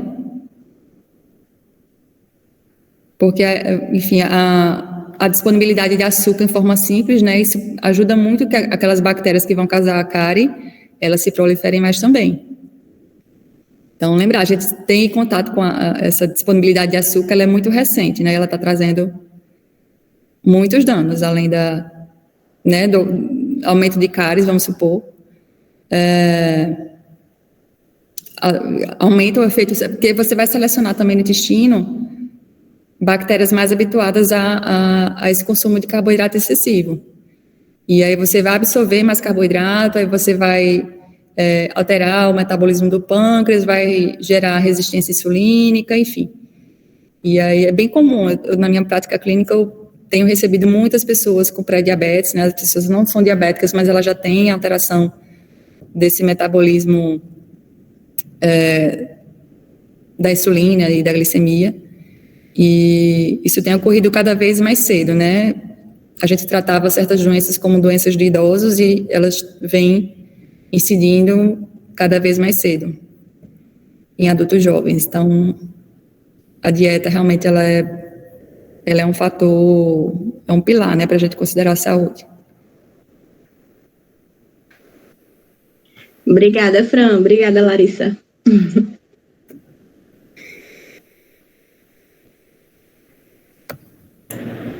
Minha gente, mais alguma pergunta ou comentário? Se vocês quiserem também abrir o microfone, podem ficar à vontade. E aí, como o Gabi falou no começo, a gente vai disponibilizar, né, a gravação, né, para quem não pôde estar presente. A gente vai se guiar pelas frequências para a emissão dos certificados, tem lá o cronogramazinho, então eu não lembro agora a data, mas em março a gente vai organizar isso, tá? E aí a gente vai se encontrar nessas 2 semanas, né, na segunda-feira hoje, sexta-feira, aí na semana que vem, segunda e sexta também, tá bom? Então, se não tiver mais um comentário, minha gente, eu acho que até sexta, aí a gente se encontra, que vai ser um debate muito bom também, e qualquer dúvida que vocês tiverem, vocês têm meu e-mail, ou vocês podem, enfim, mandar mensagem pelo Instagram, enfim, como vocês acharem mais fácil, aí a gente vai conversando sobre alguma dúvida, se vocês não conseguirem acessar o material, enfim. Larissa, quer falar? Não, agradecer a presença e eu vou colocar as referências para Geise ou Gabi, eu não sei quem vai ficar responsável por isso. Compartilhar com vocês os artigos que eu trouxe e qualquer dúvida, entre em contato com a gente. Tchau, gente. Até sexta. Tchau, minha gente. Boa noite. Fran, o Paulo levantou a mão. Eu não sei se ele tinha uma pergunta. Ival. Eu nem vi. Ival, quer comentar alguma coisa? Boa noite. Pessoal, boa noite. Fran, a senhora vai criar um Classroom, tipo, na turma para disponibilizar esses materiais? Ival, ou não? Vai ser por link? Tem o site, eu acho que Gabi colocou no começo, mas eu vou pedir para reenviar por e-mail, porque aí eu acho que eu não lembro agora como é que fica, mas vai ficar como se fosse uma pasta no site do grupo, e aí vocês acessam por lá, tá bom? Mas eu vou pedir para... Geise explica melhor. É só para dizer que a gravação ela vai chegar para vocês um link que vai ser disponibilizado pelo YouTube. Aí só quem vai conseguir acessar é vocês, e eu vou disponibilizar pelo e-mail que vocês colocaram para a gente lá no formulário. Aí vai chegar uma notificação. Eu acredito que a gente vai estar disponibilizando daqui para amanhã já. Pronto. Aí, Val, junto com esse link, com tudo, aí a gente coloca o link do site também, onde vai estar o material, tá bom? Aí qualquer coisa tu fala também, se não der certo. Tá ok, obrigado.